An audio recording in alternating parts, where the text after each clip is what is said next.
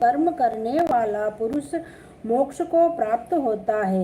राजा जनक आदि ने भी कर्म सिद्धि पाई है। इसी प्रकार तथा लोक संग्रहण को देखते हुए भी तुमको कर्म करना उचित है। श्रेष्ठ पुरुष जिस जिस कर्म का आचरण करता है, दूसरे मनुष्य उसी मार्ग पर चलते हैं और वह जिसको प्रामाणिक मानता है उसी के अनुसार सब उत्तम मानते हैं। हे पार्थ, मुझको तीनों लोक में कुछ भी कर्म शेष न रहा और न कोई प्राप्त वस्तु प्राप्त करनी है, फिर भी मैं कर्म करता ही रहता हूँ। यदि हम ही आलस्य रहित होकर कर्मों को नहीं करेंगे तो मनुष्य हर प्रकार से हमारे ही पथ का अनुकरण करेंगे। जो मैं ही कर्म न करूँ तो सब लोग भी न करने से नष्ट हो जाएंगे। इससे मैं ही वर्ण संकरों के उत्पन्न करने का हेतु बनकर प्रजा को नष्ट करने वाला समझा जाऊंगा।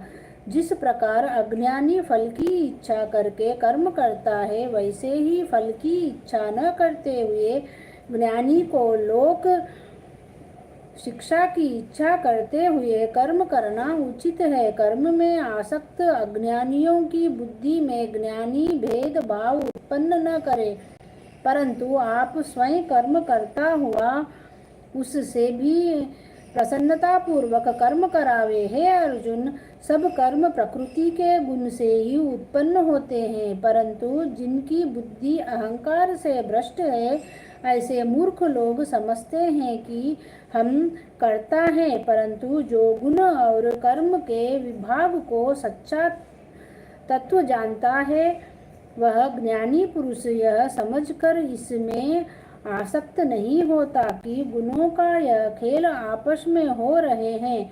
हे अर्जुन, अध्यात्म बुद्धि से सब कर्मों को तुम मुझ में अर्पण करके कर्म फल की आशा छोड़कर संग्राम करो। जो पुरुष श्रद्धा पूर्वक मेरे वचनों पर दोष दृष्टि न करके मेरे इस मत के अनुसार आचरण करते हैं, वे लोग कर्म बंधन से निश्चय मुक्त हो जाते हैं।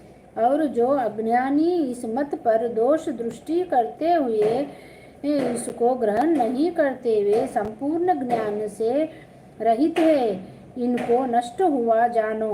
अपना कठिन धर्म भी दूसरों के सहज धर्म से हितकर होता है। स्वधर्म में मरना भी कल्याणकारक है, परंतु अन्य धर्म भयानक है। अर्जुन बोले, हे श्री कृष्ण, पुरुष को पाप करने की इच्छा न होते हुए भी कौन उसे बलात् पाप के मार्ग में प्रवृत्त करता है? श्री कृष्ण बोले, हे अर्जुन, रजोगुण से उत्पन्न होने वाला काम और क्रोध मनुष्य को पाप मार्ग में ले जाता है। इसे करके उत्पन्न इच्छा कभी तृप्त नहीं होती। ये महापापी और घोर शत्रु के जैसा धुआं से, अग्नि, धूल से, दर्पण और झिल्ली से गर्भ का बालक ढला रहता है, उसी प्रकार विषय की इच्छा से आत्मज्ञान ढका हुआ है। हे कुंती पुत्र, इस शत्रु का काम को करके ज्ञानियों का ज्ञान आच्छादित हुआ है।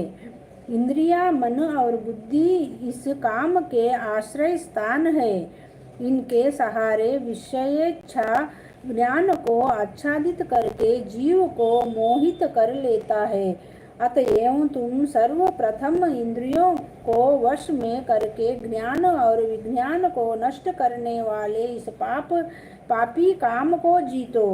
कहते हैं कि इंद्रियां प्रबल है और इंद्रियों से भी प्रबल मन है। इस प्रकार जो बुद्धि से परे हैं, उस आत्मा को जानकर निश्चयात्मक बुद्धि द्वारा मन को निश्चल करके, हे महाबाहो, तुम उस दुर्धर शत्रु काम को जीत लो। इति श्रीमद्भगवद्गीता उपनिषत्सु ब्रह्म विद्या योग शास्त्र श्री कृष्ण अर्जुन संवादे आत्मकर्म योगो नाम तृतीय अध्याय समाप्त। बोलो श्री कृष्ण भगवान की जय। तीसरे अध्याय का महत्तम। नारायण जी बोले,